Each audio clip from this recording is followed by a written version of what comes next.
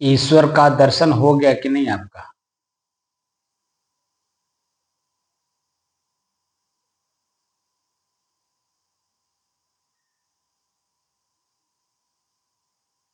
ईश्वर का दर्शन किया जा रहा है।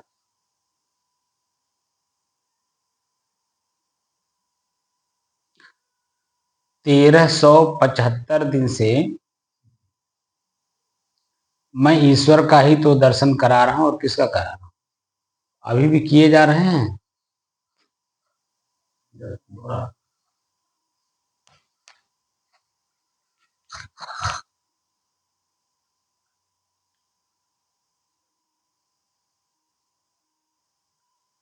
ईश्वर दर्शन अगर हो रहा है तो उसमें क्या दिखाई दे रहा है? चंचलता या स्थिरता?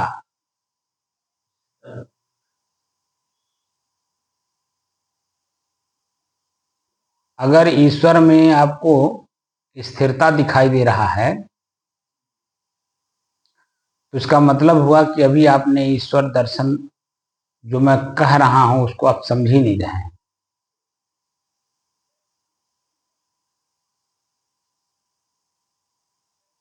ईश्वर मैंने क्या बताया? ईश्वर कौन है? श्वास। श्वास प्रकृति में क्या है? प्रकृति में हवा है। तो हवा स्थिर है। तब कैसे कह दिए कि ईश्वर दर्शन में स्थिरता दिखाई दे रहा है?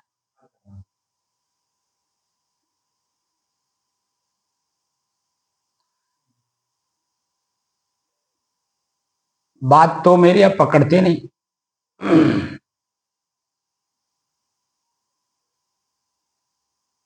जिस दर्शन की बात लोग पूरे विश्व के लोग कर रहे हैं मौखिक रूप से, बौद्धिक रूप से, उसे आध्यात्मिक रूप से नहीं लोग समझ रहे हैं। अगर आध्यात्मिक दृष्टि से देखते तो बहुत जल्द पकड़ में आता, और वह मैं जो चाह रहा हूं मोक्ष, कैवल्य, निर्वाण, स्वरूप स्थिति, आत्म स्थिति, वो खट से समझ में आ जाए। लेकिन हम सिर्फ बौद्धिक स्तर पे समझते हैं, क्योंकि किताब पढ़ ली है, लोगों के बारे में सुन लिए हैं, फलाने बहुत बड़े दार्शनिक थे, फलाने दार्शनिक हैं, ये नहीं समझ में आ रहा है। फलाने दार्शनिक थे क्योंकि उनकी किताब पढ़ लिए, उनकी हिस्ट्री जान लिए, उनकी जो लोकोक्ति है उसको जान लिए, इसीलिए उनको हम समझ रहे हैं कि बहुत बड़े दार्शनिक थे।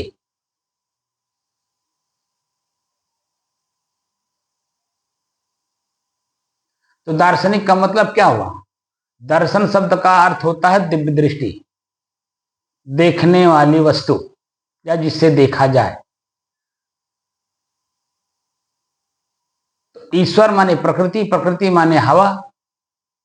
हवा कहीं स्थिर है? तो फिर, और आपने जो श्वास की बात कही, तो श्वास भी आपका कहाँ स्थिर है? अगर श्वास स्थिर होता तो बार बार श्वास लेने की जरूरत नहीं पड़ती। तो फिर कैसे कह दिया आप ईश्वर स्थिर है?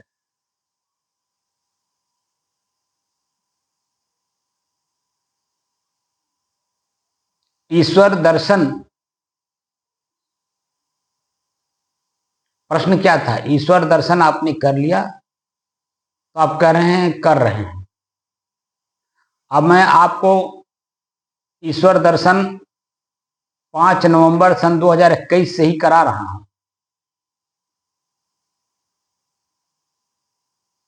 अब तक तो उसमें स्थिरता आ जानी चाहिए कि हाँ हमने दर्शन किया, ये शब्द आना चाहिए। किया जा रहा है ये शब्द नहीं आना चाहिए। कर लिया मैं।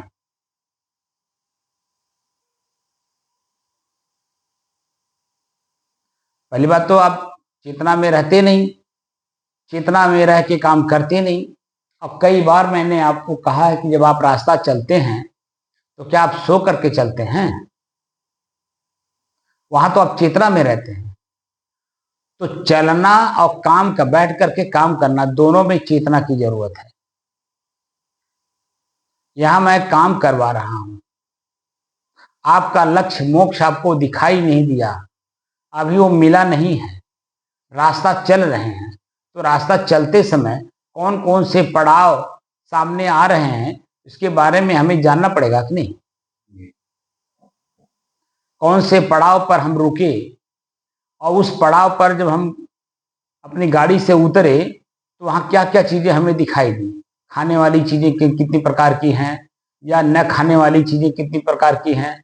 वो जो पड़ाव है यानी चौराहा है, उस चौराहे पे अन्य क्या चीज़ें दिखाई दी, चौराहे का जो सड़क है या वहाँ का जो वातावरण है वो कैसा है, वहाँ पेड़ पालो हैं, छायादार है या निधाह है। निधाह समझते हैं ना, निधाह मतलब वहाँ कोई पेड़ पालो ना हो, जहाँ सिर्फ धूप ही धूप हो। तो आपने क्या देखा वहां पर, जब पड़ाव पे रुके तो क्या देखे। और मैं रोज एक न एक पड़ाव आप लोगों को बता रहा हूं, वह मंजिल नहीं है, मैं बता रहा हूं वह पड़ाव है जिसके बारे में मैं चर्चा कर रहा हूं, वह एक पड़ाव है और उस पड़ाव के बारे में हम चर्चा कर रहे हैं। और उस पड़ाव के बारे में चर्चा वही व्यक्ति कर सकता है जिसका मन स्थिर हो, एकाग्र हो, शांत हो और उसके बारे में वो चिंतन करता हो। जैसे आप मान लीजिए बस से जा रहे हैं या अपने प्राइवेट कार से जा रहे हैं या ट्रेन से जा रहे हैं या लंबी दूरी पे आप प्लेन से जा रहे हैं। प्लेन भी जो है डायरेक्ट नहीं जाती है। अमेरिका अगर आपको जाना है, डायरेक्ट जाना है तो 24 घंटे का यात्रा है बताते हैं। उसके लिए भी पड़ाव है कहीं ना कहीं किसी न किसी देश में उसका पड़ाव है, वो रुकती है। तो क्या वहां चलते हुए रुकती है या रुक करके रुकती है? बोलिए। वहां उड़ते हुए तो नहीं रुकती है, रुकते हुए रुकती है। ऐसे ही जब वहां प्लेन उतर गई या ट्रेन रुक गई तो उस ट्रेन में हलचल किस तरह की है, जो उस स्टेशन पे हो रहा है। कोई समोसा बेच रहा है, कोई चाय बेच रहा है, कोई केला बेच रहा है, कोई सेब बेच रहा है, कोई पानी भर रहा है। जो हम वहां देख रहे हैं या सुन रहे हैं वही तो आगे हम अगले स्टेशन पे जाएंगे या 2 दिन बाद उसी की तो याद आएगी। अगर कोई व्यक्ति वहां मिल गया, बातचीत कर लिए तो फलाने स्टेशन पे फला व्यक्ति मिले, बड़े अच्छे थे, बड़े सज्जन थे, बातचीत बहुत बहुत अच्छी हुई, इस तरह की चर्चा होगी। या जिस स्टेशन पे मारपीट हो गई या कहासुनी हो गई, वह भी तो आगे चल करके एक स्मृति ही रहेगी, एक ख्याल ही रहेगा। वो ना सीन होगा, ना वो स्थान होगा, ना वो क्रिया होगी, ना वो आदमी होगा। बस में रहे, लेकिन ये कि स्मरण के रूप में, ख्याल के रूप में वो आपके दिल दिमाग में हमेशा रहेगा। तो हम लोग जो स्थिरता की चर्चा कर रहे हैं, जिस मोक्ष की चर्चा कर रहे हैं, जिस स्वरूप की स्थिति की चर्चा कर रहे हैं, हमारा लक्ष्य क्या है? हम बार बार पूछते हैं, मेरा लक्ष्य स्वरूप स्थिति है, आपका लक्ष्य मोक्ष है। तो मोह का नाश जब तक नहीं होगा तब तक कैसे जन्म हमें मालूम हो कि मोक्ष हुआ। किसी एक विषय पे पहले मोक्ष करके देख लीजिए, जो आपको जबरदस्त लगता हो। मोह का नाश करके देखिए। तो मोह का नाश करने के लिए हमको क्या करना होगा? उसी के बारे में पढ़ना होगा, जानना होगा, समझना होगा। उसकी स्थिरता, चंचलता, हर चीज को पढ़ना होगा। उसके ज्ञान, विचार, आचरण, बोली, दिल दिमाग, हर चीज जब पढ़ेंगे तब उसके अंदर में जो आपका मोह है ना, आसक्ति इसको कहते हैं, वह धीरे धीरे अपने आप टूटने लगता है।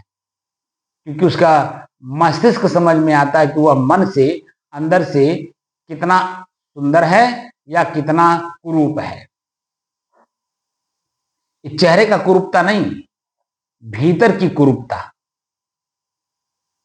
मतलब वह आपको अपना अगर मानेगा तो आपसे बार बार पैसा नहीं मांगेगा, आपको बार बार परेशान नहीं करेगा, बार बार आपको दुखी नहीं करेगा।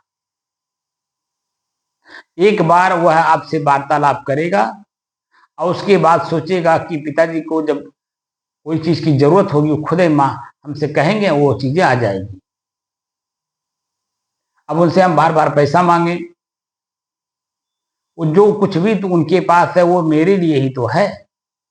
जैसे पुत्र है, पुत्र को ये जो ये बात समझता है कि पिता की संपत्ति पे तो मेरा ही अधिकार है कि दूसरे का है, तो वह पुत्र कमाई करता है और कमाई करके अपना भी भरण पोषण करता है, पिताजी को भी देता है और पिताजी से कहता है पिताजी जो आपको इच्छा हो वो करिए, हमसे जो आपको चाहिए वो लीजिए। ये है एक अच्छे पूत की कहानी या उसका चरित्र।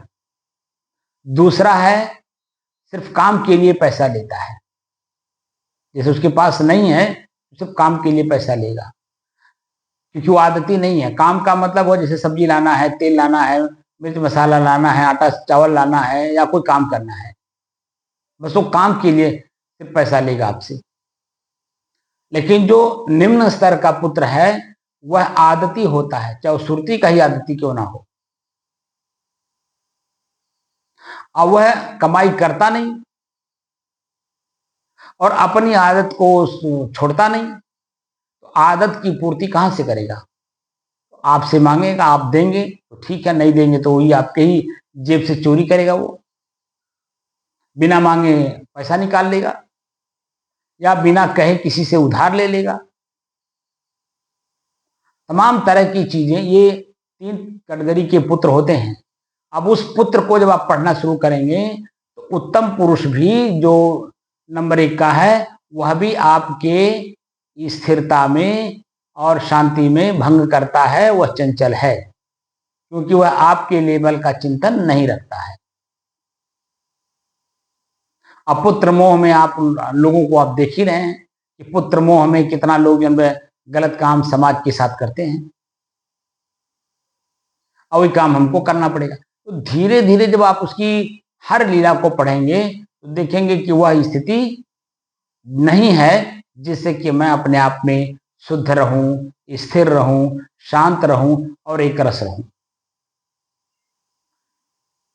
मैं कौन हूं इसके बारे में मैंने बताया ना कि मैं कौन हूं, यही मैं शुद्ध हूं, मेरे में कोई चंचलता नहीं, मेरे अंदर में ना मेरी पत्नी जा सकती है, ना मेरा बेटा अंदर जा सकता है, ना मेरे माता पिता अंदर जा सकते हैं, यहां तक कि मेरे शरीर के अंग भी अंदर नहीं जा सकते।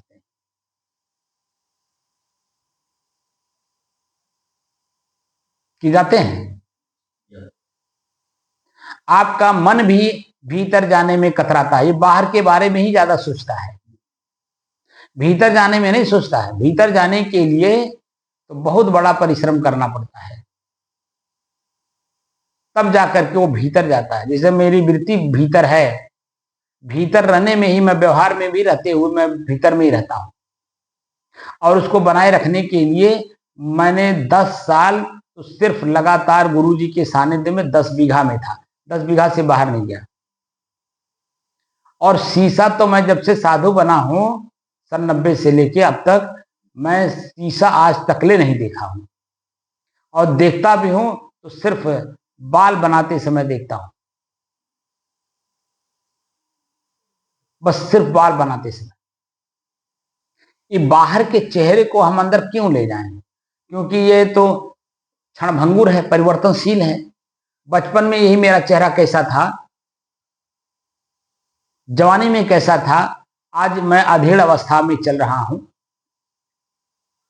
तो मेरे शरीर, मेरे चेहरे की क्या स्थिति है, चेहरे में कितना परिवर्तन आ गया।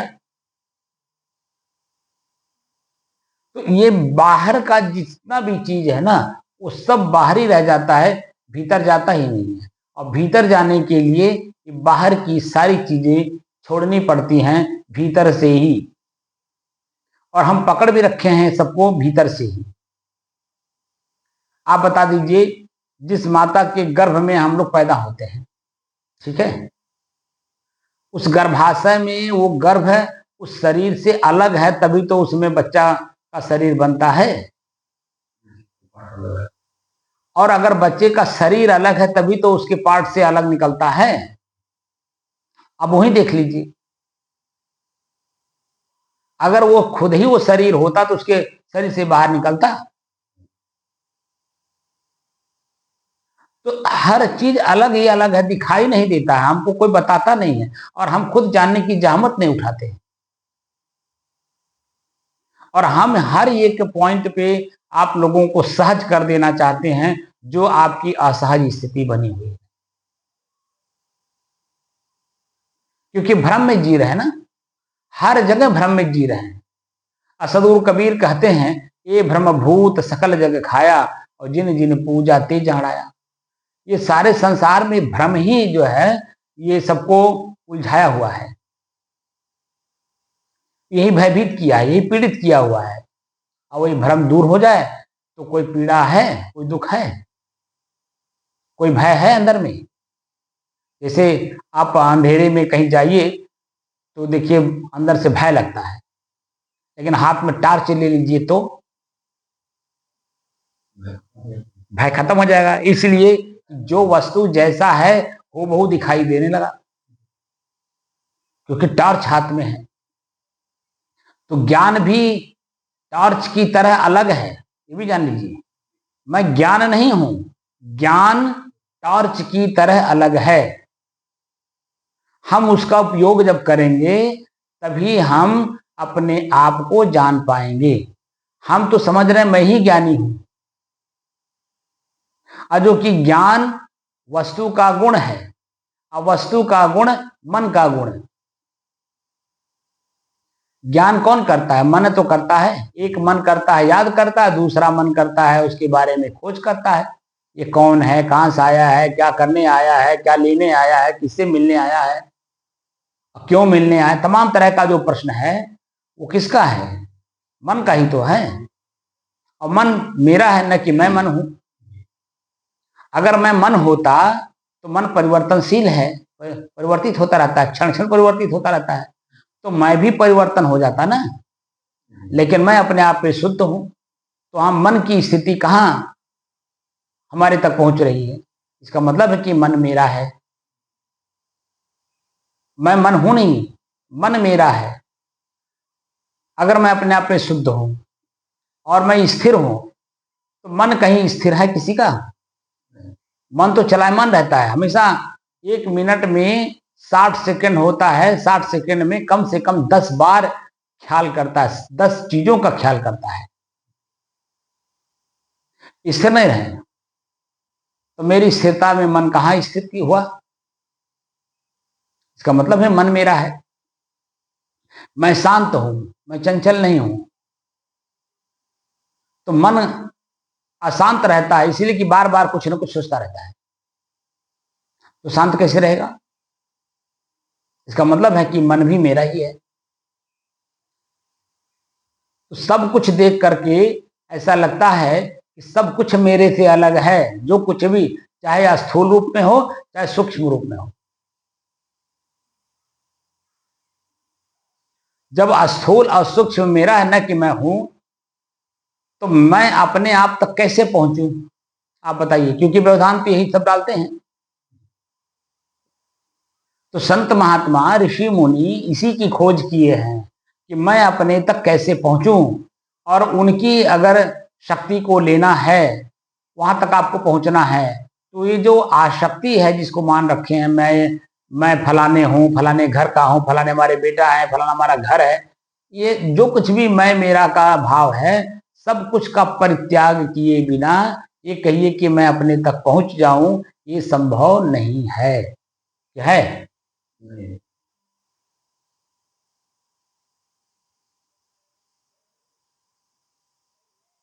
तब आप बता दीजिए, ईश्वर दर्शन कहाँ हुआ? ईश्वर दर्शन, अब बताइए कि ईश्वर दर्शन तो आपने किया, और रोज कर रहे हैं, 24 घंटा कर रहे हैं।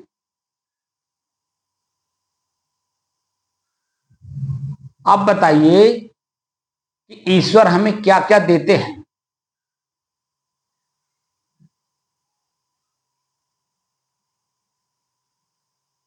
जानकारी है?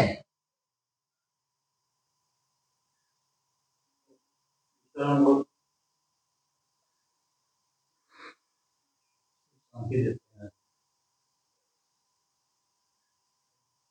तो हमारे तो प्रश्न हो जाते हैं। हाँ, समझ जाए।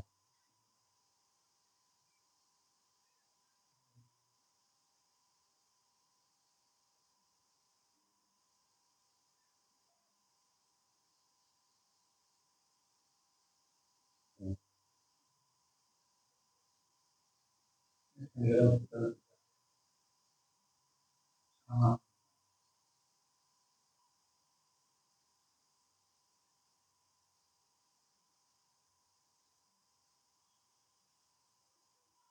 तो समय समय से न देते हैं। ठंड, गर्म, शीतल, सुगंध, दुर्गंध, सामान्य। तो जब हम ईश्वर में लीन होंगे तब न पता चलेगा। मतलब श्वास को ही देखने में जब हम लीन होंगे, ध्यान देंगे 24 घंटे, तभी तो हमें पता चलेगा इस समय में हमें ईश्वर क्या दे रहे हैं। अभी जैसे सुबह का समय है, तो सुबह का समय है कि मतलब 8 से 10 घंटे सूर्य छुपे हुए थे पृथ्वी की आड़ में। ठीक है, इसको हम अंधेरा कहते हैं, इसको हम रात कहते हैं।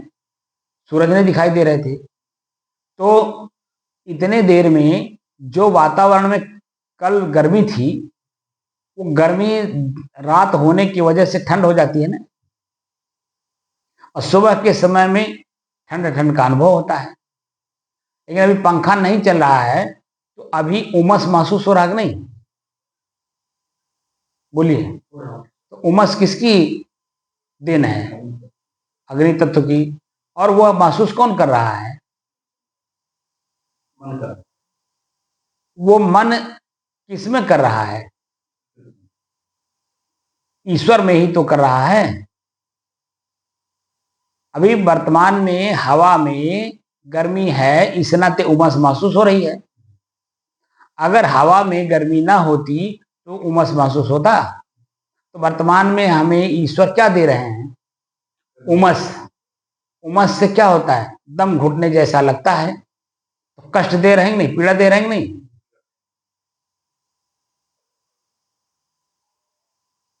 तो क्या मैं चाह रहा हूं कि मुझे कष्ट दीजिए? मैं तो चाह नहीं रहा हूं। प्रकृति में स्वतः हो रहा है, ईश्वर में स्वतः हो रहा, क्योंकि गर्मी उसमें मिल गई है। और गर्मी क्या है? अग्नि तत्व है। अग्नि तत्व वायु तत्व में मिल गया है, जिसके कारण उमस महसूस हो रहा है। और वह हम अपने अनुभव कर रहे हैं या शरीर के माध्यम से अनुभव कर रहे हैं? शरीर के माध्यम से। ये मेरे तक पहुंच ही नहीं सकते, क्योंकि मैं अनुभव करता, आभास करता, महसूस करता हूं ना। मैं वही हूं नहीं, महसूस करता हूं। मतलब मेरे से अलग है तब मैं महसूस कर रहा हूं। और एक साधन के माध्यम से, साधन शरीर है और शरीर प्रकृति है, और प्रकृति प्रकृति में अनुभव कर रहा है। ये मेरे तक पहुंच ही नहीं सकते। अभी यही उमस में, अभी तो आज तो कुछ भी नहीं है, सुबह का समय है। एक समय था जब भयंकर गर्मी थी पिछले साल, और इतना उमस हो रही थी। उस समय भी अगर यहाँ आप सो जाते तो आपको महसूस होगा कि उमस हो रही है। अभी भी आप घर में रहते हैं, बिजली जब तक रहता है, पंखा चलता है, तब तक उमस महसूस होता नहीं है। महसूस होते हुए भी नहीं महसूस होता, इसलिए कि पंखा चल रहा है। लेकिन जब बिजली कट जाती है और कट जाने के बाद उमस महसूस हो रहा है, ठीक है, दम घुट रहा है, लेकिन उसी में अगर आपको नींद आ गई तो नींद आने के बाद क्या आपको दम घुटना, गर्मी या उमस का कुछ पता चलता है? कुछ मालूम नहीं होता है। जो कि आप शरीर में हो, ऐसा नहीं कि शरीर में नहीं हो, लेकिन नींद आ गई। नींद आ गई का मतलब मन वहां नहीं है, चेतना वहां नहीं है, अग्नि तत्व वहां है नहीं। जो चेतना है वो अग्नि तत्व है, चेतना है नहीं। तो मैं अपने आप में हूं। नींद अवस्था ये मेरी अपनी है, और मैं जब अपने आप में पहुंच गया तो ये देखिए प्रकृति शरीर में होते हुए भी मेरे तक वह महसूस नहीं करा सकती। तो ईश्वर हमें क्या क्या देते हैं? ठंड, गर्म, शीतल, सुगंध, दुर्गंध, सामान्य, और इसी से हमें सुख दुख पाप पुण्य का अनुभव होता है। बात समझे? तो ईश्वर दर्शन में हमें क्या मिला? जो मिला या जो दिखाई दिया, क्या उसमें स्थिरता है? उसमें स्थिरता नहीं है। अगर स्थिर होता तो जो वर्तमान में है वही मैं रहता, और वही चीजें हर जगह दिखाई देती, न कि परिवर्तन की चीजें दिखाई देती। यहाँ उमस है, अभी यही दीवार दरवाजा खोल दीजिए, बाहर निकलिए, यही उमस वहां नहीं मिलेगा।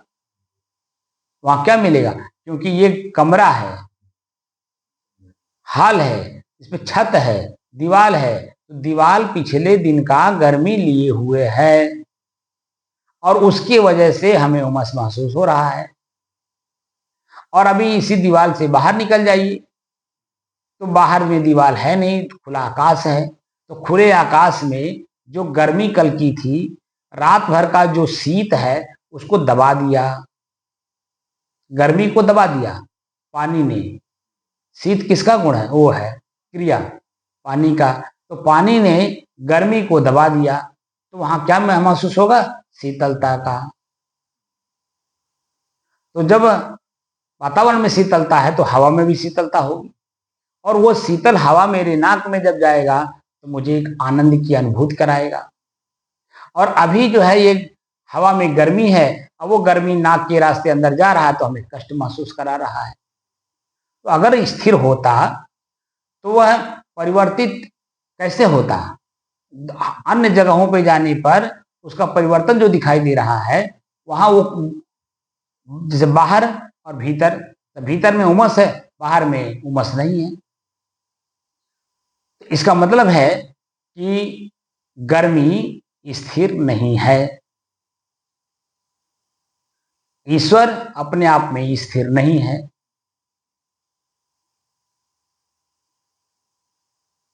तो दिव्य दृष्टि का मतलब हुआ कि जैसे मान लीजिए हम लोग कमरे में बैठे हैं, उमस हो रहा है, और अभी गर्मी का मौसम है भी, बरसात भले हो रहा हो,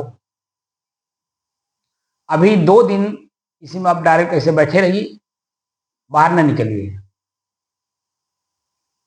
और गर्मी खूब हो, बारिश ना हो, यही छत, यही दीवार जब गर्म हो जाएगी तो इसी में रहना मुश्किल हो जाएगा, दम घुटने लगेगा। तो आपको इससे बाहर जाना पड़ेगा। जब बाहर जाएंगे, जो बाहर के हवा है शीतलता का, वह जब आप उसको भीतर लेंगे, बाहर छोड़ेंगे, तो आपको महसूस होगा बड़ी आनंद की अनुभूति हो रही।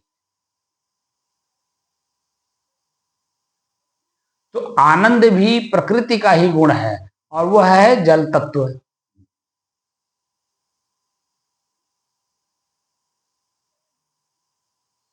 इसलिए ईश्वर जो दर्शन है, ईश्वर दर्शन हम साक्षात कर रहे हैं, प्रत्यक्ष हमें उसका सुख दुख मिल रहा है, लेकिन हम समझते हैं कि कोई और है जो सर्वशक्तिमान है, वह मुझे दर्शन देगा। तो मेरे जीवन का जो कष्ट है, हम कष्ट कहाँ मानते हैं? जैसे मेरे पास रुपया नहीं है, मेरे पास खेती बाड़ी नहीं है, मेरे पास घर नहीं है, मेरा शादी नहीं हुआ, मेरा बेटा नहीं हो रहा है, बात समझ रहे हैं, मेरी नौकरी नहीं लग रही है, मेरे खेत में पैदावार नहीं हो रहा है, हम इसको कष्ट समझते हैं। और कोई ईश्वर ऐसा है कि हमको जब दर्शन देगा, उस दर्शन में हमारे सुख हमारे दुख को हरण कर लेगा और हमें सुख दे जाएगा। मतलब हमको जिस चीज से दुख हो रहा है वह ले लेगा और जिससे वह दुख मिटेगा वह सामान हमें दे देगा। तो ईश्वर दर्शन क्या बाहर का व्यक्ति है, या ईश्वर हमारा श्वास है जो उसी की वजह से मेरा शरीर मेरे से जुड़ा हुआ है। ईश्वर तो आपके साथ 24 घंटा है, आपका श्वास वायु तत्व है। अब इसी का दर्शन हम नहीं करते, इसीलिए हम बाहर ईश्वर को खोज रहे हैं।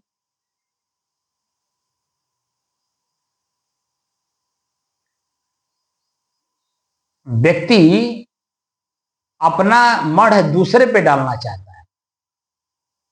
ये मढ़ ही तो है जो चाहना है कि कोई हमें सुख दे दे। सुख कोई क्यों दे देगा आप बताओ? जो बाहर का भगवान है, ईश्वर नहीं भगवान, वह भी तो कल्पना करता है कि हमें कोई कुछ दे दे।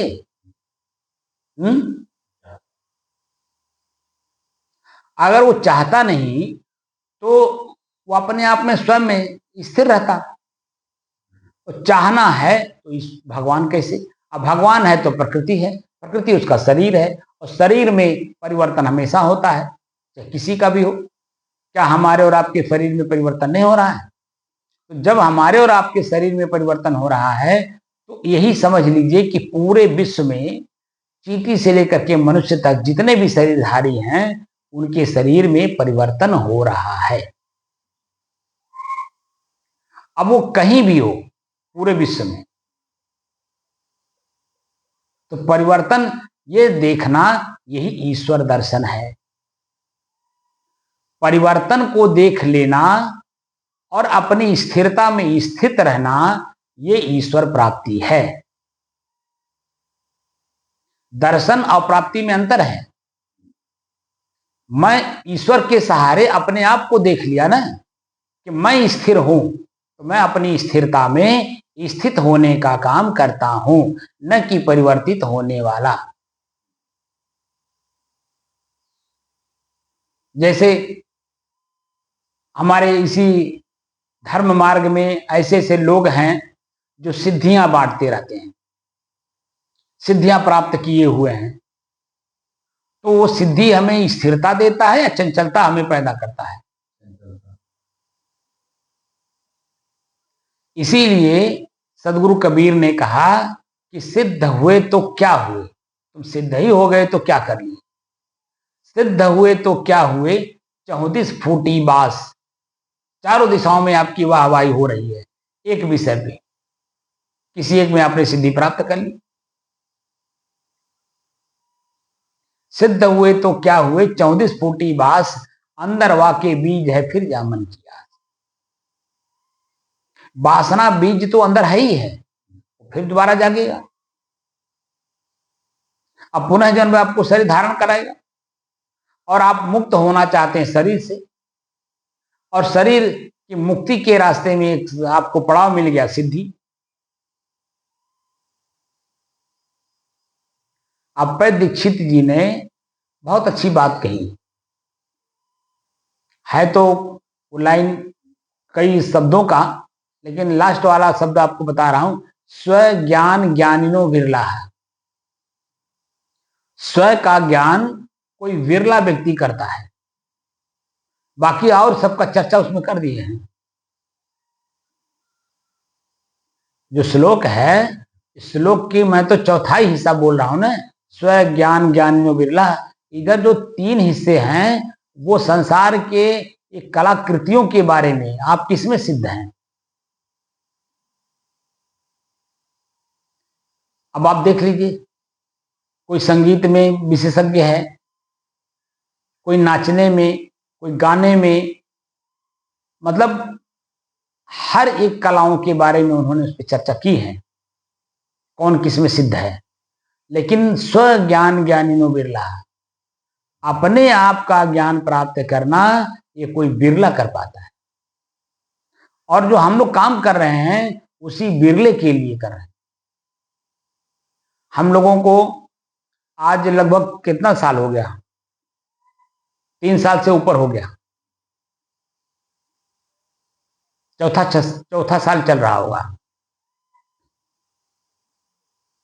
तो चौथे साल में हम लोग प्रवेश कर किए हुए हैं।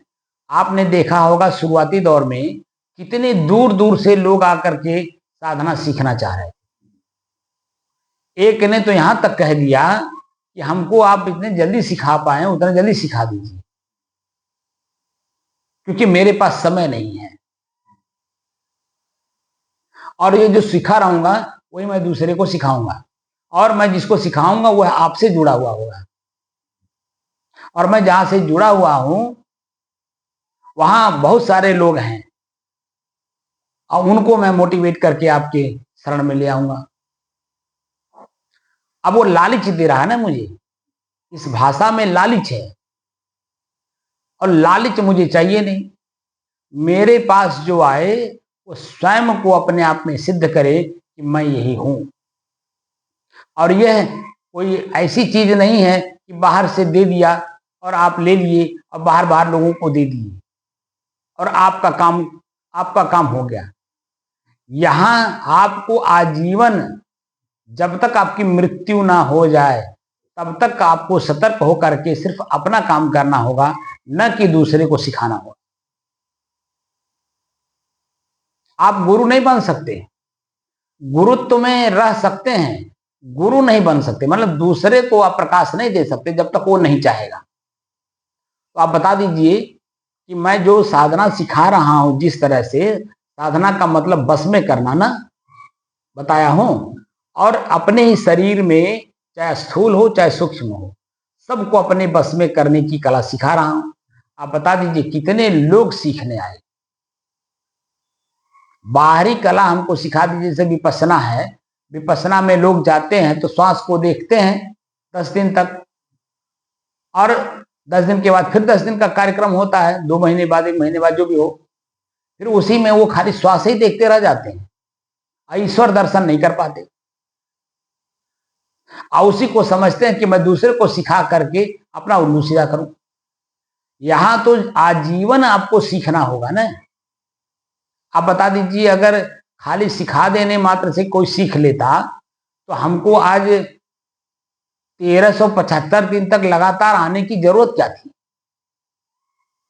इसका मतलब है ये किसी दूसरे को सिखाया नहीं जा सकता जब तक वो खुद न सीखना चाहे, और जो सीख रहा हो इसको आजीवन धारण करना होगा। आजीवन अगर मैं धारण न किया होता तो आज 35 सालों से मैं साधुशाही में स्थिर रह पाता, क्योंकि मेरे सामने अनेकों चीजें आती रहती हैं जो मुझे प्रभावित करती हैं, लेकिन मैं जानता हूं ये सब चीज सिर्फ क्षण मात्र का है, और मैं अपने आप में स्थिर हूं। अब मैं क्षण मात्र में अगर कहीं फंसता हूं तो मैं जो स्थिर हूं वह क्षण मात्र की वस्तु में चंचलता में आ जाएगा, इसलिए किसी की मुझे जरूरत नहीं है, तब मैं अपने आप में स्थिर हूं। और वैसे भी अगर 35 साल का आपको अनुभव ना हो तो कम से कम ये तो देख रहे होंगे कि 1375 दिन से हम लोग लगातार सुबह शाम अपना साधना कर रहे हैं। इसमें तो कोई बट नहीं है।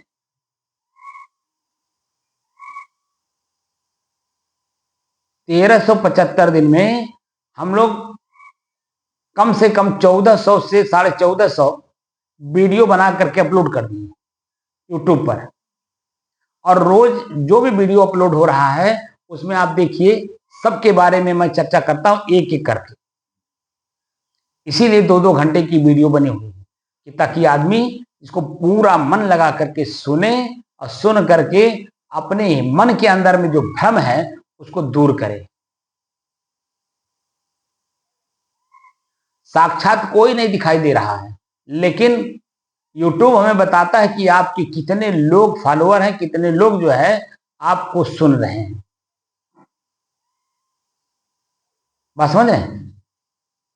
तो सुन तो रहे हैं लेकिन प्रयोग नहीं हो रहा होगा, वह तो खाली समय पास करने के लिए सुन लेते होंगे, भाई ये तो बहुत अच्छा बोलते हैं। वो सबकी तरह हमको भी समझ गए कि ये प्रवचन कर रहे हैं, और जो कि हमारा सिद्धांत यह है कि अपने ही भीतर जो कुछ भी कमियां हैं उसको दूर करें, और दूर वस्तु ही हमें अच्छाई बुराई का ज्ञान कराता है। हम जिसमें चिपके हुए हैं वह दूर नहीं है, इसलिए उसकी अच्छाई बुराई समझ में नहीं आती। चिपके हुए चीज को पहले अपने शरीर से, अपने मन से अलग करिए पहले, और जब अलग कर ले जाएंगे तब उसको जब पढ़ेंगे तब उसकी वास्तविक स्थिति को जान पाएंगे, और जानने के बाद तब तुलनात्मक अध्ययन करिए कि उसमें और मेरे में अंतर क्या है। वह परिवर्तनशील है, क्षण मात्र में परिवर्तित हो रहा है, और मैं क्षण मात्र में परिवर्तित नहीं हो रहा हूं। मैं तो जो 5 साल में था वही आज भी हूं। मेरा शरीर बदल गया, मेरे शरीर की क्रियाकलाप बदल गए, हमारा मन बदल गया, हमारे हर चीजें बदल गई, लेकिन मैं जो हूं वही हूं। मेरे माता पिता बदल गए, शरीर छोड़ गए, जो हमारे लिए चोरी, बेईमानी, डकैती, घूसखोरी जो कुछ भी कर पाए मेरे हित के लिए की, लेकिन उनका हित क्या मेरे साथ आजीवन है? क्या मुझे मेहनत नहीं करना होगा? क्या मैं उनकी कमाई का भरण पोषण करने वाली जो वस्तु है क्या वो मेरे साथ आजीवन रहेगा? क्या कोई दूसरा नहीं ले लेगा उसको? अगर दूसरा नहीं लेता तो चोर को चोरी करने का मौका नहीं मिलता, डाकू को डकैती करने का मौका नहीं मिलता, बेईमान को बेईमानी करने का मौका नहीं मिलता। इसका मतलब है कि पिताजी, माताजी या हमारे दादा, बाबा, परबाजा जो भी कुछ हमें दे गए उसमें परिवर्तन है, तभी तो चोर उठा ले गया। अगर परिवर्तन ना होता तो चोर कैसे ले जाता? यह तो बेईमानी वाली बात हो गई। ईमानदारी वाली में आ जाइए।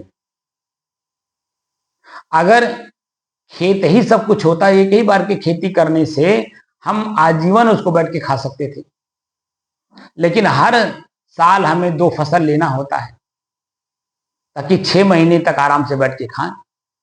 यानी खेत में जो पैदावार हो रहा है वो मात्र 6 महीने के लिए हो रहा है। जो मोटे मोटे अनाज हैं, अब जो सब्जी है, तिलहन है, दाल है, दलहन है, कि जो पौधे हैं वह भी जो हमें कितना स्थिरता दे रहे हैं। जब हम गहराई से उसको पढ़ने लगते हैं तब उसमें जो आसक्ति है ना मन की, वो अपने आप टूट जाती है। हम प्रयोग करते हैं लेकिन सिर्फ शरीर निर्वाह के लिए करते हैं। वही सब कुछ है जो अभी माने हुए हैं, ऐसा नहीं होता है। बात समझ में आया? तो ईश्वर दर्शन से हमारे मन के अंदर में जो भ्रम है वो दूर होता है और अपनी स्थिरता का ज्ञान होता है। तो ईश्वर दर्शन क्या हुआ? प्रकृति का दर्शन। और प्रकृति अलग है मेरे से, मैं उसका उपभोक्ता। जो शब्द आपने पढ़ा होगा, प्रकृति और पुरुष, चाहे गीता पढ़िए, चाहे रामायण पढ़िए, चाहे कुछ भी पढ़िए, प्रकृति और पुरुष 2 शब्द का वहां ज्ञान होता है। तो प्रकृति ईश्वर दर्शन है। ईश्वर दर्शन क्या है? प्रकृति है। अब पुरुष कौन है? जब जानकारी खत्म हो जाती है, जो जानकारी हम करना चाह रहे हैं उस जानकारी को करने के बाद जो आत्म तृप्ति वाली भाषा आ जाती है कि अब इसके बारे में न सोचना है, न बोलना है, न करना है, न खोज करना है, वो जहां से स्थिति आपकी बनती है, वहीं से आपकी स्थिरता की स्थिति बनती है, वही आपको। क्योंकि वो अब उसमें कोई कार्य तो करना नहीं है। बात समझ में आया कि नहीं आया? हाँ, अब उसमें कुछ भी नहीं करना है, बिल्कुल न सोचना है, न बोलना है, न करना है।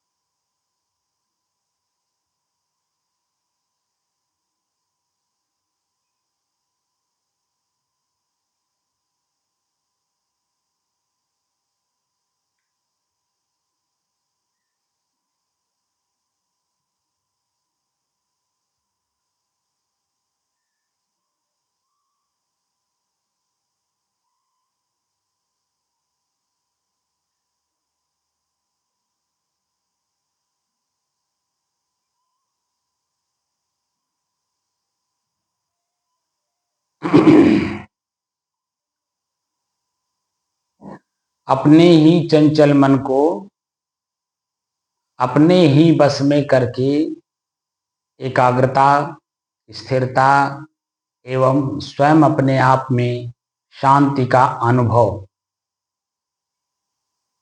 करने के बाद स्वयं मैं कौन हूं वो जानने की दृष्टि से साधना करते करते आज 1375 दिन हो गए। तारीख 12 अगस्त सन 2025, दिन मंगलवार, प्रातःकाल का समय।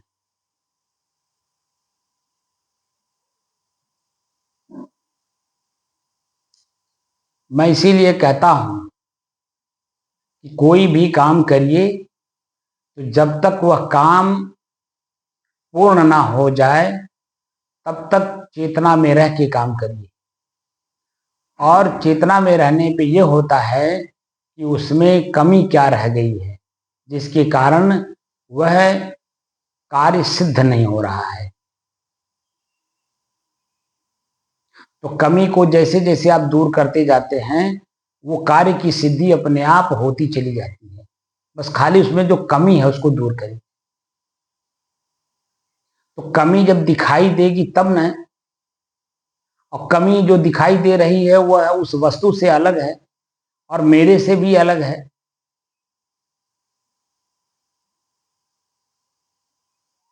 तो कमी को खाली दूर करते जाइए, जो आप चाह रहे हैं वो आपको मिल जाएगा। और जब कमी को देखेंगे नहीं, पढ़ेंगे नहीं, जानेंगे नहीं तो उसको दूर कैसे करेंगे।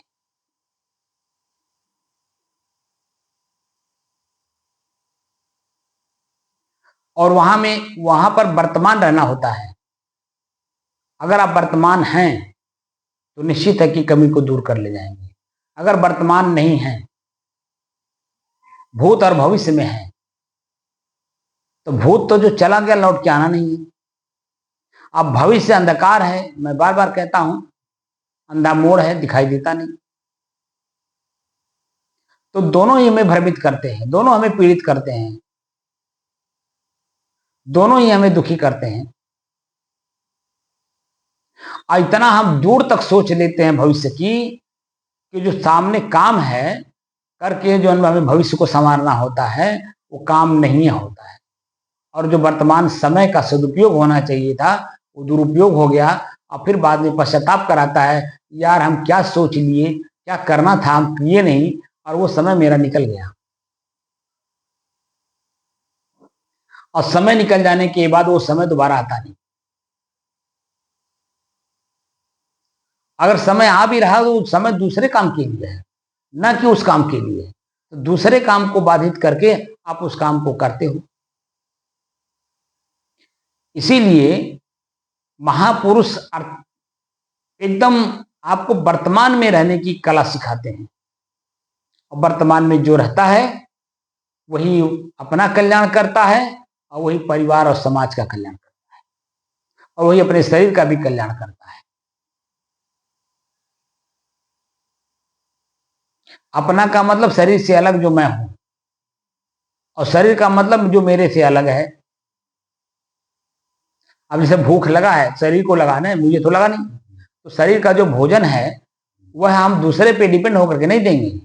हम खुद, हाथ हमारा सलामत है, पैर सलामत है, दिल दिमाग सलामत है, सब कुछ तंदुरुस्त है, हम इसी का प्रयोग करेंगे, मेहनत मजदूरी करेंगे। और मेहनत मजदूरी करके जो शरीर जो हमें अर्जित होता है संपत्ति, उसी से दाल चावल रोटी सब्जी बना करके खाएंगे और शरीर को स्वस्थ रखेंगे। और अगर इसी में किसी का भी अगर आपने कर्ज खा लिया तो शरीर रोगी हो जाता है, क्योंकि मन में कुढ़न होती है और मन के कुढ़न की वजह से शरीर की मांसपेशियों में सिकुड़न पैदा होता है जो रोग पैदा करता है। सारी गतिविधि मन से ही चलती है और मन मेरा प्रसन्न है नहीं, आनंदित है नहीं, सुखी है नहीं। इसलिए जिस स्थिति में मन है हमारे शरीर की गति भी उसी स्थिति में आ जाती है। वो हमें पीड़ित करके चला जाता है। तो शरीर मिला है परमानंद की स्थिति में रहने के लिए, और परमानंद की स्थिति तभी होती है जब हम वर्तमान में रहते हैं। हम किसी भी जो आसुरी शक्तियां हैं, उन आसुरी शक्तियों का प्रयोग हम किसी भी परिस्थिति में नहीं करते हैं, और जो दैवी गुण है वह दैवी गुण अपने यहाँ पालन हो जाता है। अगर कोई गाली हमें दे रहा है और हम उसकी गाली का बदला प्रतिक्रिया के रूप में गाली नहीं दिए, बल्कि मौन रहे और अपने काम में हम लगन पूर्वक करते रहे, तो वही व्यक्ति आगे चल करके बदल जाता है, बदलाव आ जाता है उसमें। अभी वर्तमान में तो नहीं है, लेकिन आज के 30-35 साल पहले जाइए, संतों के पास में कौन लोग आते थे, अपने को साधु बनाते थे। अब साधु क्यों बनते थे? अपने ही चरित्र को उज्जवल करने के लिए। जो धूमिल कर लिया है, जो अपने चरित्र को धूमिल कर लिया है, वही अपने चरित्र को उज्जवल करने की दृष्टि से साधु बनता था। ये भाव था। आज उसका उल्टा हो गया है। अपने चरित्र को धूमिल से उज्जवल बनाने के लिए नहीं आते हैं, बल्कि देख रहा हूं कि उज्जवल चरित्र को धूमिल करने के लिए जरूर लोग साधु बन रहे हैं, जो वर्तमान में दिखाई दे रहा है। अब वो इतने इच्छाधारी हैं भीतर से, मुझे कार चाहिए, मुझे बंगला चाहिए, मेरा जो कपड़ा है वो पूरा चमकना चाहिए, लोग हमें कुर्सी दें, सिंहासन दें, हमें बैठाएं, हमारा आदर करें, हमारा पूजा आरती करें। ये जो मन के अंदर में कामना है, ये कामना क्या है? कामना ही हमारे उज्जवल चरित्र को धूमिल करता है। कोई आपको कुछ देगा तो एवज में कुछ चाहेगा भी तो। आपके पास क्या है एवज में देने के लिए? तो आम पब्लिक साधु से बाहरी कोई वस्तु नहीं चाहती है, बल्कि उनका आशीर्वाद चाहती है। लेकिन जब आपकी झोली में आशीर्वाद होगा तभी तो लगेगा उसको, तभी तो वो बार बार पूजेगा। जब भी आप उसके दरवाजे पे जाएंगे, कुर्सी लगाएगा, आसन लगाएगा, फूल माला आपको पहनाएगा, आपकी बात को सुनेगा, अपने खुद भोजन बना करके खिलाएगा, आपके कथनानुसार आपके गांव गढ़ी को भंडारा करके खिलाएगा, सब कुछ करेगा। लेकिन आपकी झोली में आशीर्वाद होना चाहिए। और वो आशीर्वाद का ही आकांक्षा है। किसका? किसके पास?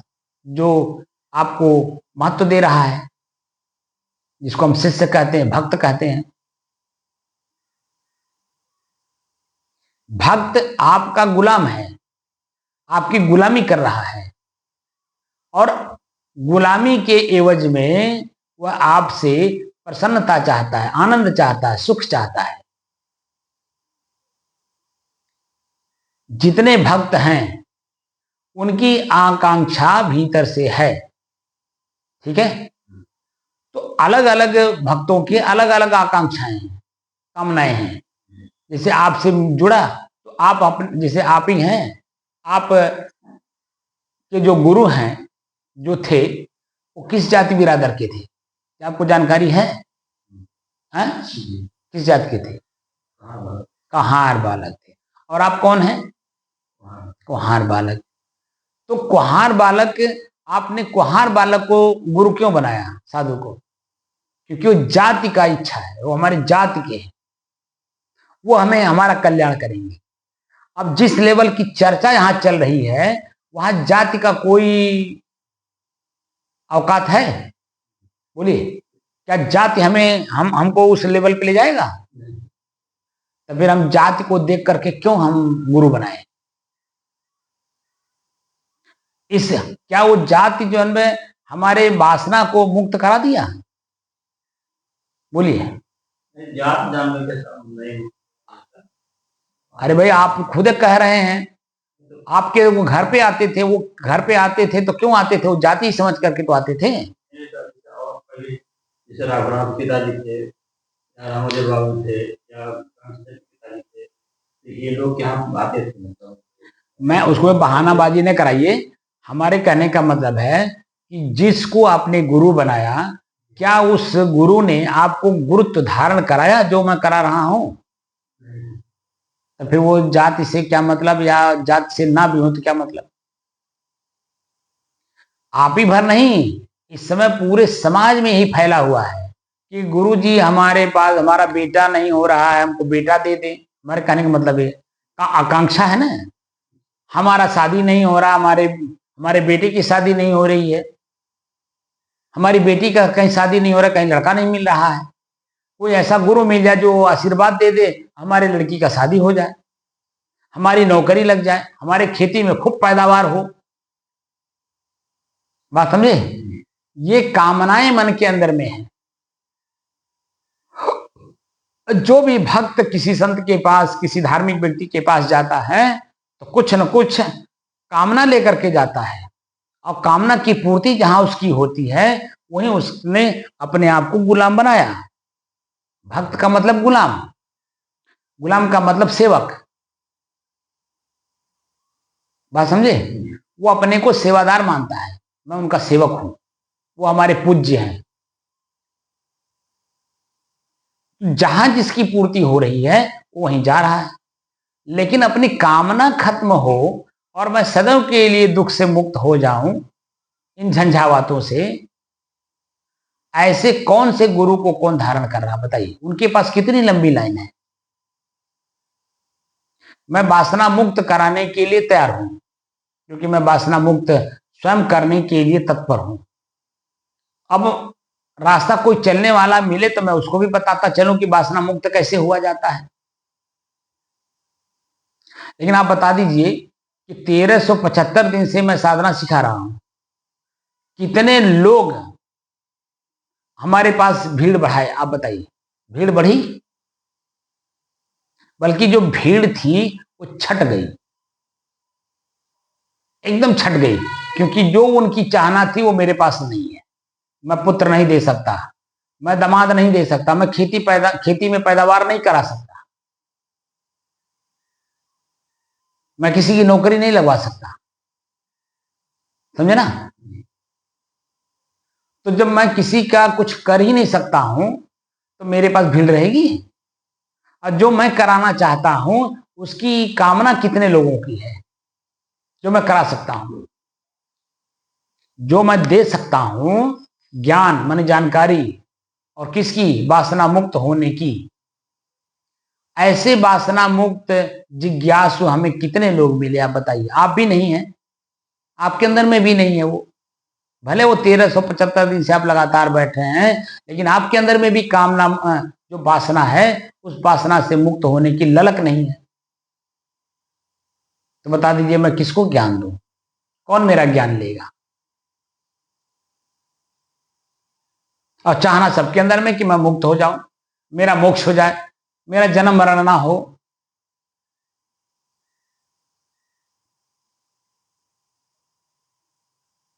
तो कितने लोग हैं जिनको मुक्ति चाहिए? आप बताइए। अबे मुक्ति पूछा जाए वो कितने लोगों को चाहिए? सब जैसे माने लाखों लोग बैठे होंगे ना। जैसे आसाराम जो है लाखों लोगों के बीच में कथा करता था, लाखों लोगों से जन्म अपनी बात मनवा लेता था, और उसके बीच में मैं जाऊं और मैं कहूं कितने लोगों को मोक्ष चाहिए, तो जितने लोग वहां रहेंगे सब लोग हाथ उठा देंगे, हमको मोक्ष चाहिए। और अगर कहूं कि ये त्याग दो, तो क्या सभी लोग इस हाथ को उठाएंगे कि मैं इस चीज को त्याग दूंगा? क्या मैं त्याग रहा हूं? त्याग रहा हूं इसमें तो कोई नहीं आएगा। त्याग दूंगा इसमें से 2 4 10 लोग जो भले आ जाए, लाखों लोगों में 2 4 10 लोग भले आ जाएंगे। त्याग दूंगा मतलब भविष्य में, त्याग रहा हूं नहीं। तो कैसे मुक्ति मिल जाएगी? आप बता दीजिए। तो मोह का नाश किए बिना क्या मोक्ष मोक्ष मिल जाएगा? अब मोह का नाश करने के लिए काम करना पड़ता है। ऐसा नहीं है कि जन्म पे काम नहीं करना पड़ता है, उसमें भी चेतना की जरूरत है। चेतना में रह करके जब काम करते हैं तभी हमारी मुक्ति हमें समझ में आता, दिखाई देता है, एकदम स्पष्ट दिखता है कि मैं इससे मुक्त हो रहा हूं। बात समझे? एकदम स्पष्ट दिखता है, और मैं उसी स्पष्ट चीज को मैं दिखाना चाहता हूं, उस तरह की दिव्य दृष्टि देना चाहता हूं। हमारी नजर से आप देखिए, हमारी नजर से जब आप जिस दिन देखना शुरू कर देंगे, वो चीज जो मैं बता रहा हूं वो अपने आप में दिखने लगता है। बताना नहीं पड़ता, अपने आप खुद दिखता है। और जो चीजें दिखती है उसमें एक अच्छाई एक बुराई, और दोनों से मैं अलग हूं। तो मुझे अच्छाई चाहिए या बुराई चाहिए? व्यवहार के लिए अच्छाई जरूरी है, बुराई नहीं। लेकिन मैं तक पहुंचने के लिए अच्छाई भी की जरूरत नहीं, क्योंकि वो मुझे बंधन देता है, वो हमें मुझे बांधता है। बात समझे? मैं तक पहुंचने के लिए ना अच्छाई चाहिए ना बुराई चाहिए, दोनों नहीं चाहिए। तब मैं अपने आप में जैसा हूं वैसे ही स्थित रहूंगा। तब मैं, आप मुझे तो बता दे रहे हो, लेकिन आपने अनुभव किया नहीं किया, क्योंकि आप उस लेवल में काम ही नहीं करते हो।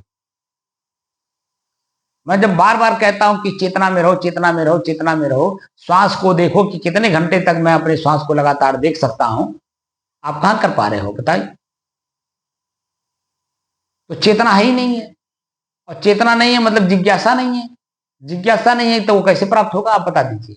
जो आपकी चाहना है मोक्ष, वो पास में होते हुए भी, अभी जब तक शरीर में है, शरीर चल रहा है, शरीर में ताकत है सोचने समझने बोलने करने की, ये ताकत अभी धीरे धीरे इसी शरीर में रहते रहते कम हो रही है। और कम होते होते एक अवस्था ऐसी आ जाएगी, सब बिस्तर पे पड़े रहोगे ऐसे।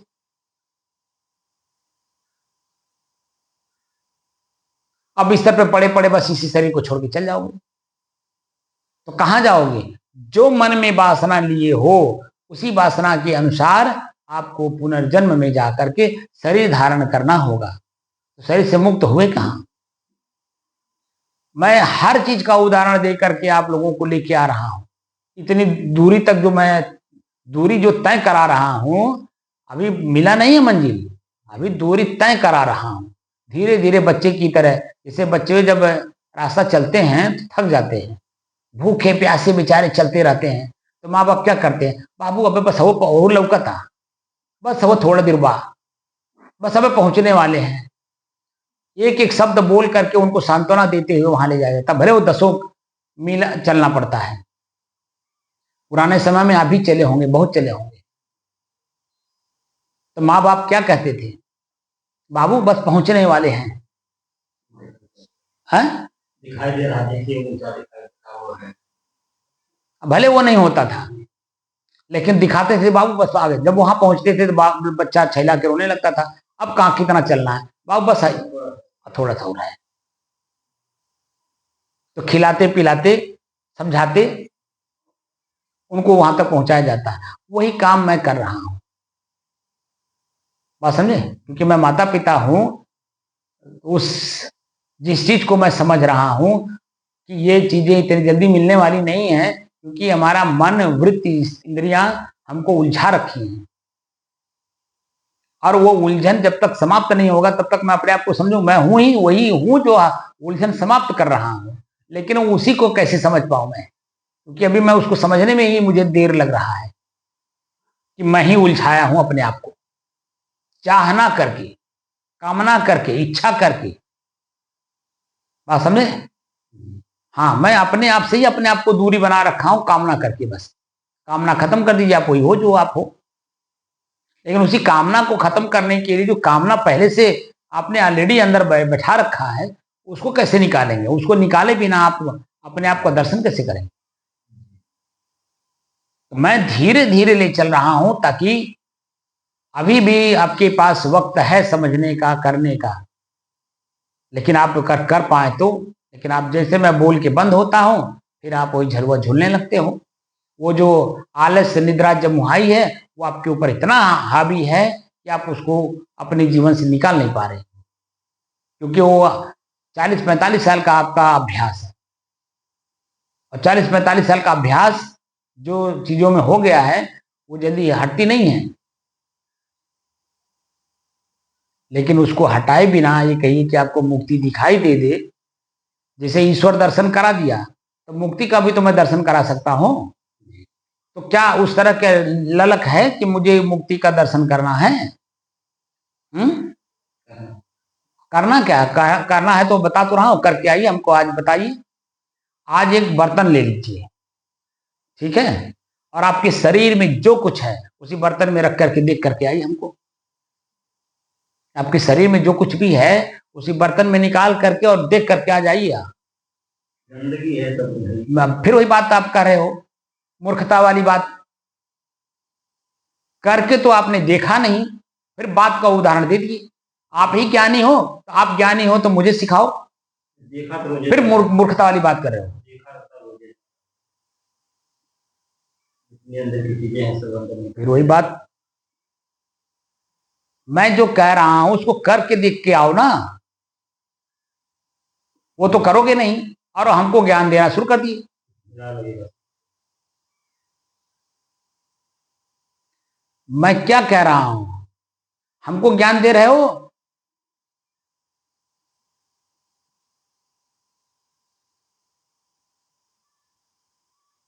हमको ज्ञान ना दो, अगर ज्ञान लेना हो तो जितना कहूं उतना करके आके दिखाओ हमको।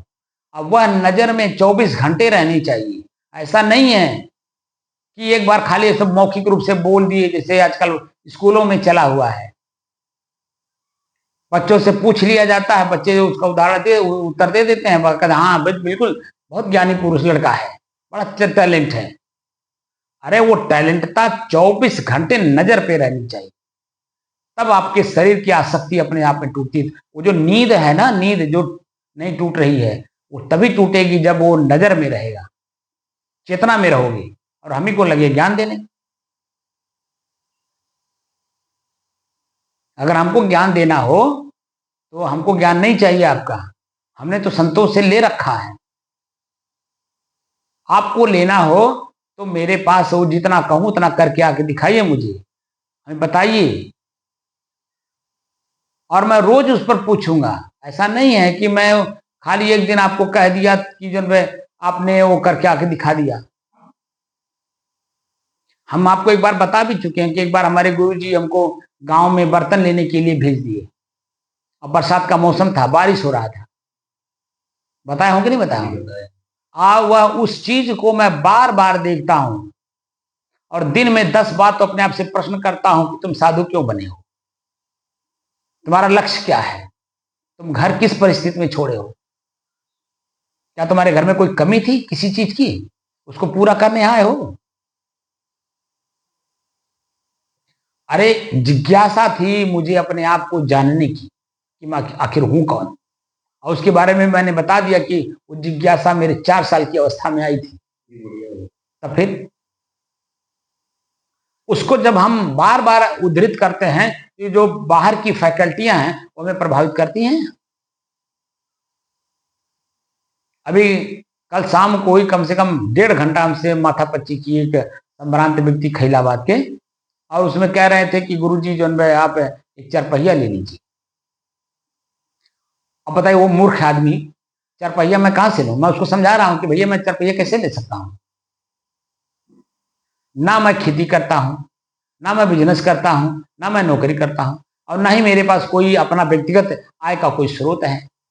जो कुछ भी मेरे पास वर्तमान में है वो मेरा कुछ नहीं है, वो तो समाज का है, और समाज के धन पे मैं अगर राजा बनता हूं तो सबसे बड़ा मूर्ख हूं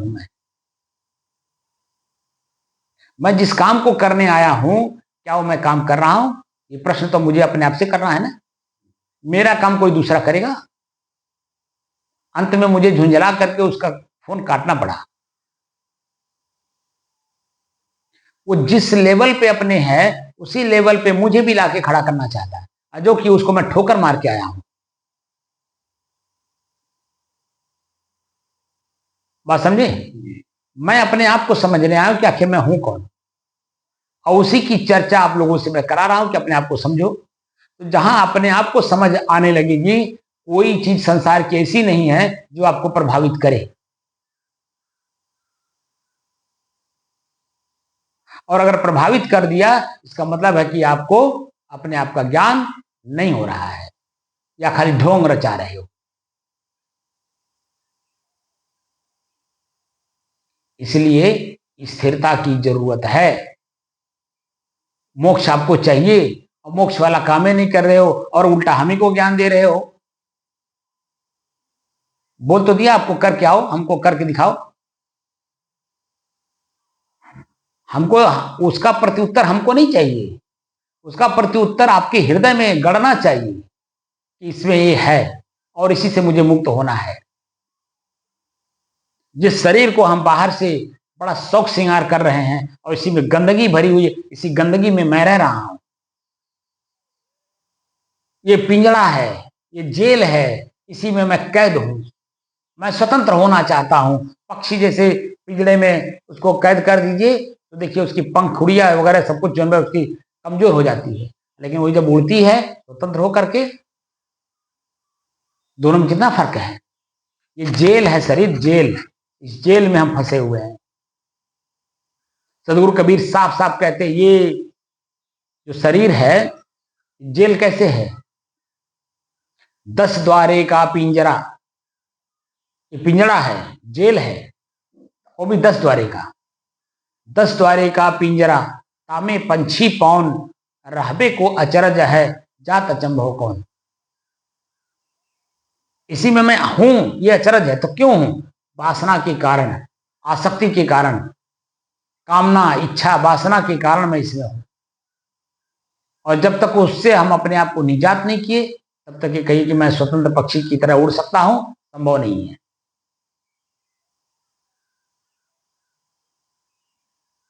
इस शरीर में रोज कुछ ना कुछ कष्ट हमें देता है, यार शरीर ही हमें रोज कष्ट देता है, पीड़ा देता है। और उसी पीड़ा को हम जन्म, इसीलिए सदगुरु कबीर आप जैसे लोगों को एकदम इतना बड़ा चोट मारते हैं कि पूछिए मत। नीम कीट जस नीम पियारा, अब इसको अमृत कहत गंवारा। आप जैसे लोगों को सदगुरु कबीर नीम कीट कहते हैं। नीम का कीड़ा जो होता है ना, वो नीम को ही खा खा करके बड़ा आनंदित होता है।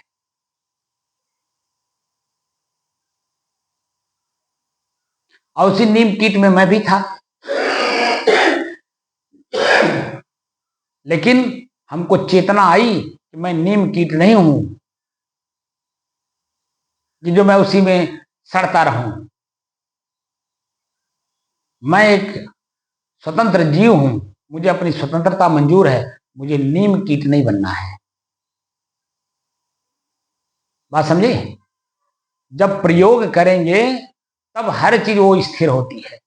वैसे मौखिक ज्ञान तो, लिखित ज्ञान, पढ़ित ज्ञान बहुत है सबके पास। चींटी भी अपने आप में ज्ञानी है, लेकिन उसका ज्ञान सिर्फ शरीर तक है, उसकी आसक्ति तक है, उसकी कामना तक है, उसके ऊपर का नहीं है। ऊपर का अगर ज्ञान किसी के पास होता है तो सिर्फ मनुष्य के पास होता है। और मनुष्य भी अगर उसी चींटी की तरह रह जाए, कीड़े मकोड़े की तरह रह जाए, तब तो जान लीजिए उसके मनुष्य होने पे प्रश्न चिन्ह है। भगवान भी अपने आप को कोसता होगा कि मैंने इसको मनुष्य का शरीर क्यों दिया।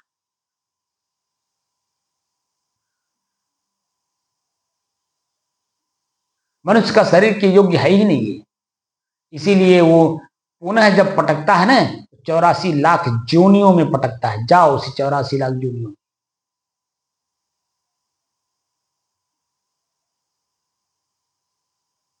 जब तुम शरीर से अपने आप को मुक्त करने का जो रास्ता मिला था, जिस जगह पे बैठ करके आप अपने आप को मुक्त कर सकते थे, वह स्थान का आपने दुरुपयोग किया, उस वस्तु का दुरुपयोग किया।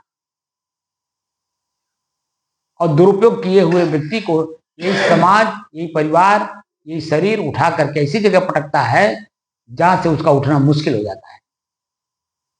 तो मुश्किल काम को आसान करने के लिए मानव शरीर मिला हुआ है।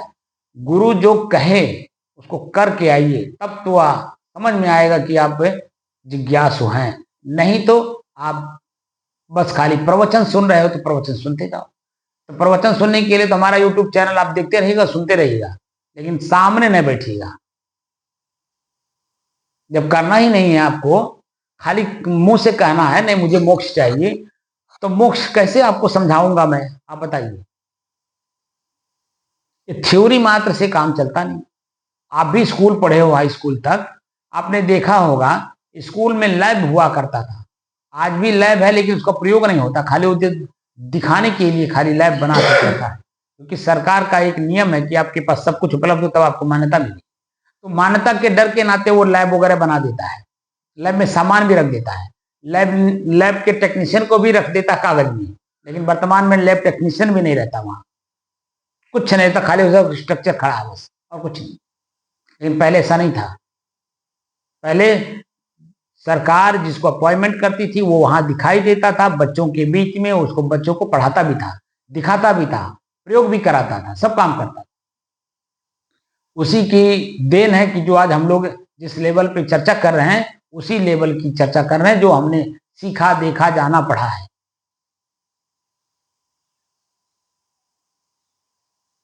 आज बच्चों से कहिए कि जरा इस चीज को बना करके दिखाइए हमें, तो कहते नहीं पढ़ा तो हूं, ऐसे ऐसे कर दिया जाए, ऐसे ऐसे हो जाएगा, अपना दिमाग लगा देंगे, आप ऐसे ऐसे कर लीजिए, हो जाएगा, हमको पता है करने की क्या जरूरत है। जो कि वह आपके दिल दिमाग को पढ़ना चाहता है, आपके प्रयोग करने की कला को जानना चाहता है जो बोला है, और बच्चा तुरंत उन्हीं को उत्तर दे देता है कि आप ऐसे ऐसे करके देख लीजिएगा, कहा हमको करा रहे हैं, मतलब अपना दिमाग लगा देगा।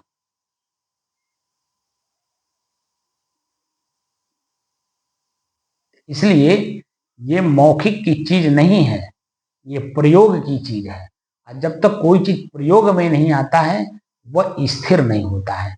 बात को समझ में आया? हाँ, जो आप घृणा की बात कहे हो, घृणा तो शरीर से जब तक होगी नहीं, क्योंकि सबसे ज्यादा तो आसक्त हम अपने शरीर ही में हैं, और शरीर से संबंधित हर चीजों में आ सकता है, इसीलिए कि शरीर में मैं आ सकता हूँ। तो अपने शरीर से अपने आप को मुक्त करने के लिए ही हम बैठे हैं। मोक्ष किससे चाहिए? शरीर से ही तो मोक्ष चाहिए। तो शरीर को जब तक हम इसको अपने आप को मुक्त नहीं करेंगे शरीर से, तो शरीर दूसरे चीज से हम कैसे मुक्त हो जाएंगे? पत्नी चली गई, उससे तो मुक्त हो गए, वो तो प्रारब्ध था, उसका लेन देन जितना था उतना अपना लेन देन पूरा करके चली गई आपसे पहले।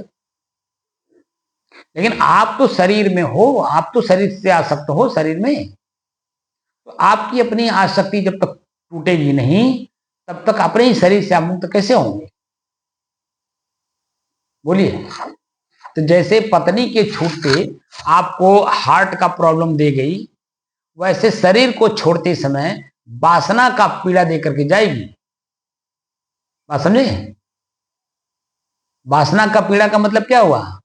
ये मेरा घर छूट रहा है, मेरा बेटा छूट रहा है, मेरी बहू छूट रही है, मेरा नाती छूट रहा है, अब कब मुलाकात होगी? क्योंकि गला रोध जाएगा, खाली दिमाग चलेगा अंदर अंदर, यहाँ इतना पैसा रखा हूँ, यहाँ इतना पैसा उनको दिया हूँ, उनसे ले लेना, कुछ नहीं निकलता मुंह से, बस खाली गला रोध जाता है, अंदर अंदर अपने कर्म को देखते रहते हैं और उसी को लेके जाते हैं, वही वासना में लेके जाता है। बात समझे? हम वासना मुक्त होने की कला सिखा रहे हैं। इसी शरीर में रहते रहते प्रतिदिन अपने आप को सोते समय देखिए कि आज मैंने क्या किया, कल की कोई आशा तो नहीं रह गई है करने के लिए, कोई काम कल करना है ये आशा तो नहीं रह गई है। अगर कल का काम आशा रह गई है करने के लिए, इसका मतलब है कि सवेरे जैसे ही ये उठेंगे वैसे ही पहले उसी की याद आएगी, उसी का ख्याल होगा कि आज ये काम करना है, दूसरा कुछ ख्याल नहीं होगा। ऐसे ही मृत्यु है, मृत्यु के पहले जो कुछ भी आपका आपके मन में बात रहेगी वही बात जो है आप मृत्यु के समय में लेकर के जाओगे। शरीर से खाली बिछो होगा, दूसरा शरीर धारण करोगे, जब तक वो शरीर ग्रोथ नहीं करेगा तब तक वही आपके दिमाग दिल दिमाग में चलेगा, और उसी को पूरा करने के लिए आपको प्रेरणा हर तरह से मिलती रहेगी। प्रकृति भी आपका सहयोग उसी तरह से करेगी जो आपकी कामना है, कामना को लेकर के आपने शरीर को छोड़ा है। बात समझे? तो हम मुक्त कहाँ हुए और मुक्ति चाहते हैं? आप फट से कह देते मुझे मुक्ति चाहिए, कैसे चाहिए भाई? मुक्ति वाला काम तो करो। अब मैं तो कह दिया, करके ला के हमको दिखाओ शाम को।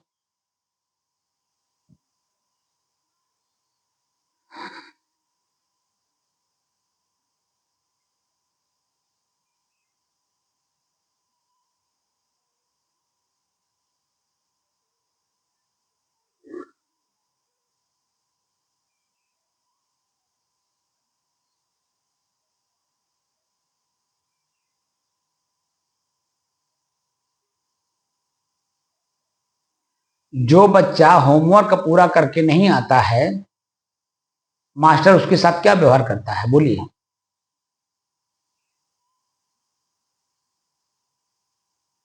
अब वही व्यवहार मैं आपके साथ करूंगा।